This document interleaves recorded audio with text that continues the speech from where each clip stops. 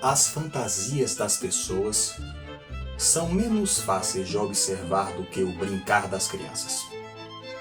A criança, é verdade, brinca sozinha ou estabelece um sistema psíquico fechado com outras crianças com vistas a um jogo.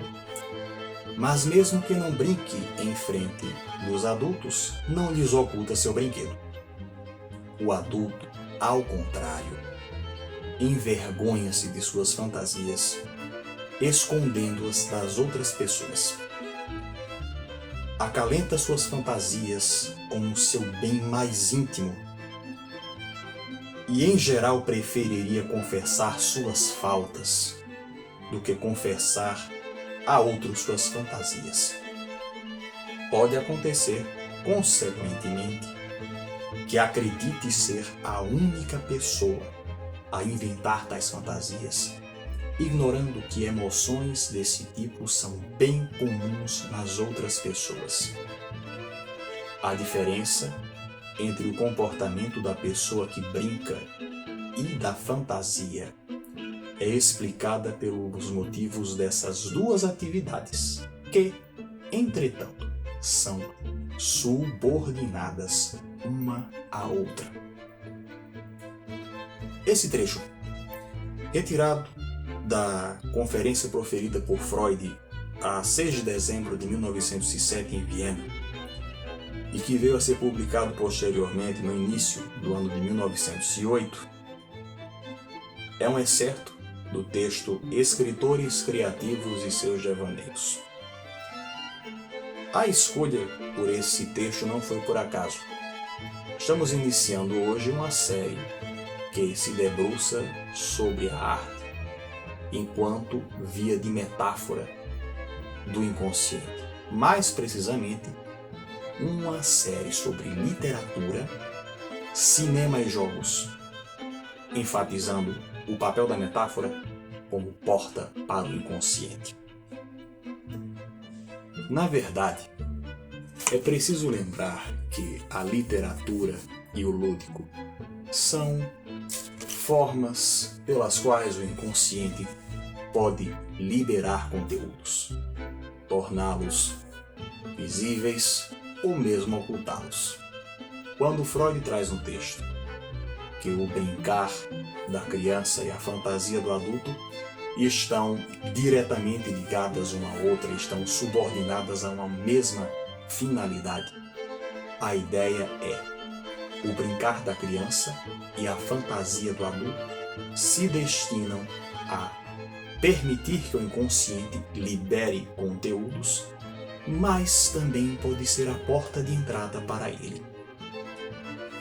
E qual seria a utilidade de uma porta de entrada para o inconsciente? Antes de chegar a essa parte, me permito ir para a porta de saída.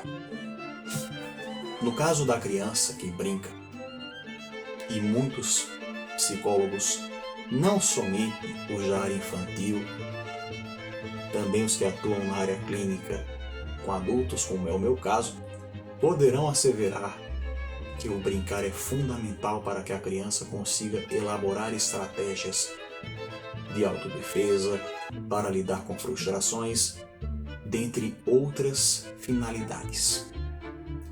Foi dito inclusive num vídeo anterior acerca do trabalho como brincar do adulto, isso consta na nossa série Inconsciente Trabalho, está disponível também aqui no canal, vocês podem acompanhar aqui na playlist.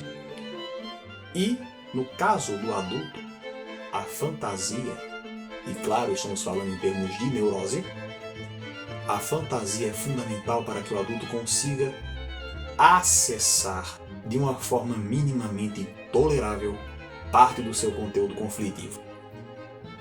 A saída, no caso, a porta de saída, é justamente o que permite que se escoe material, que se escoe conteúdo para que ele venha a abrir espaço nas comportas do inconsciente para minimamente diminuir a angústia do sujeito.